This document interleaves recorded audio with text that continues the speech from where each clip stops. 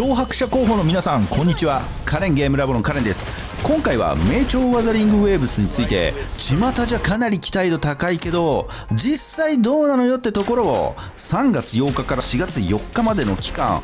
名調に関するツイートを分析し実態を調査したいと思います。個人的には間違いなくこのアクションゲームというジャンルでは覇権を取れる素質を持っているタイトルと考えてます。それでは実際どうなのか見ていきたいと思います。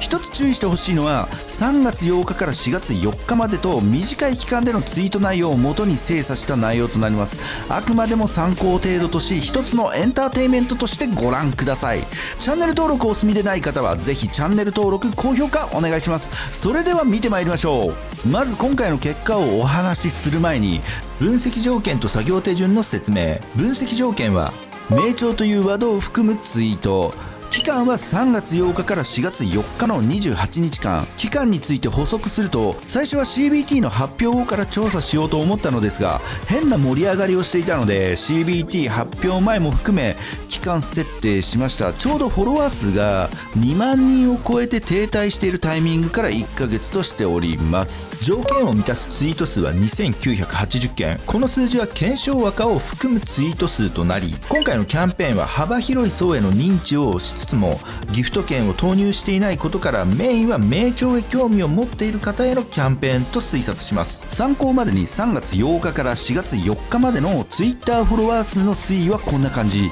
フォロワー数が極端に上がっている理由はキャンペーンによる影響かと思ったんですが、キャンペーン開始が21日に対して上昇したのが26日から27日となっているので IGN からの新映像公開とともに上昇したという感じとなってます。はい、話がそれてしまいましたが、次は作業手順。2980件のツイートから不要な文字列や検証アカウント、重複を極力削除。条件に合ったツイート数は2059件となっており、この2059件を数十回に分けてチャット GPT にツイートデータを食わせる。これがかなり地味で時間のかかる作業。チャット GPT さんは長文を読み込めないのがネックですね。そして数十回に及ぶ試行の結果出た答えがこちら。これだとまだごちゃっとしてるのでもう少しブラッシュアップして最終的に出た結果がこちら。はい、名調に対する期待度は一般的に高いと言えます。オープンワールド RPG である競合するゲームと比較されるほど注目を集めている点や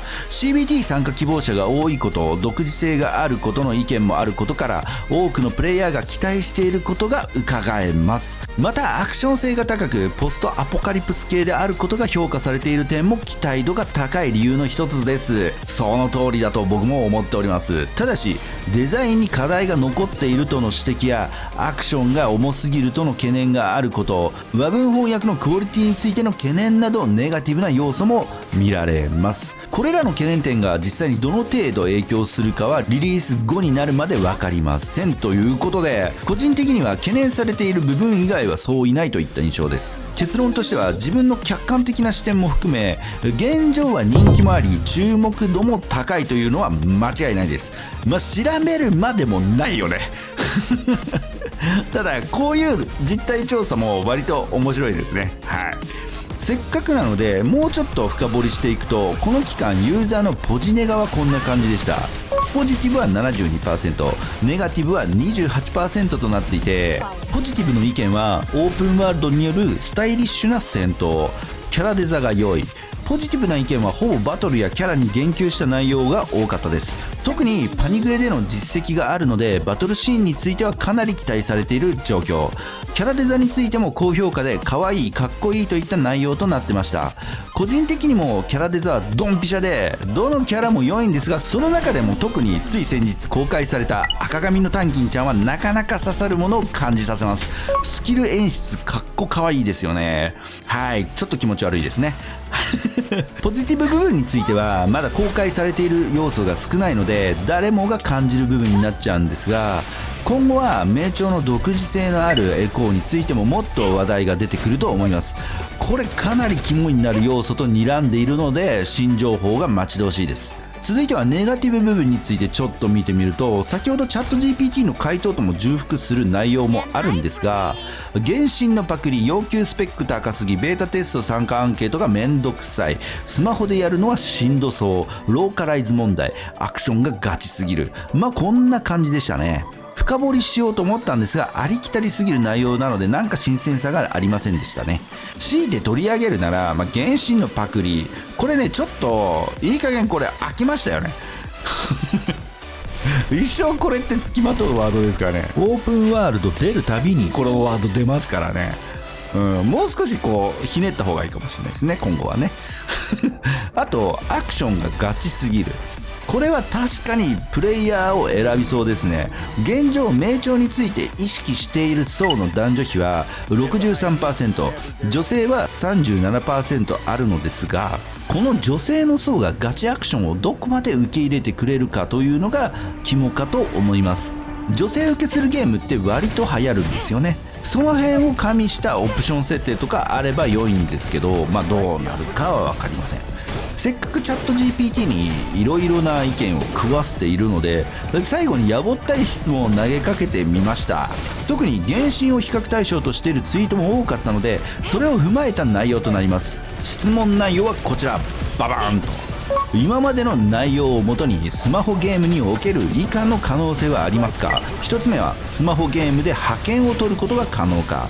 2つ目、アクション RPG というジャンルで覇権を取ることは可能か。3つ目、原神を超える可能性はあるか考察してくださいということで、回答はこちら。はい、名調がスマホゲームで覇権を取る可能性については現時点では断定的なことは言えません。ただし女性ユーザーからの支持を受け期待が高まっていることは確かです。またオープンワールド RPG というジャンルが人気であり、アクション性の高さや独自性が評価されているため成功する可能性もあります。原神を超える可能性については現時点では難しいと言わざるを得ません。原神はグラフィックスや音楽、ストーリー、キャラクターデザイン、システムなど多岐にわたる要素で高い評価を得ているため、それを超えるのは簡単ではありません。また原神のような大手企業のプロモーションや広告費用には及ばない可能性もあります。ただし名調は独自性が高く、競合する他のゲームと比較してもそれなりに差別化されているため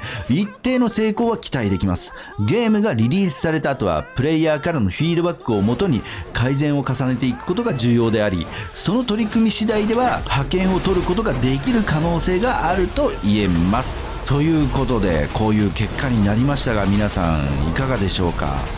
感慨深い内容ですね。特に僕が気になったのはやっぱり広告費、プロモーション、ここねここはかなり初動重要ですよね。とはいえあくまでも3月8日から4月4日までのツイート情報からの解釈によるものなので、一つの参考程度に留めていただけるとありがたいです。しかし原神の評価は高い。はい、今回は3月8日から4月4日までのツイート内容から名調の期待度や話題性などを調べてまいりましたがいかがでしょうか。なかなか面白い結果となったと思います。この結果を踏まえてもし皆さんの独自の意見や感想があればぜひコメント欄に書き込んでください。ということでチャンネル登録はお任せしますが、ぜひもう一本カレンゲームラボの動画を見ていただけると幸いです。それでは今回はこの辺でご視聴ありがとうございました。次回もお楽しみに。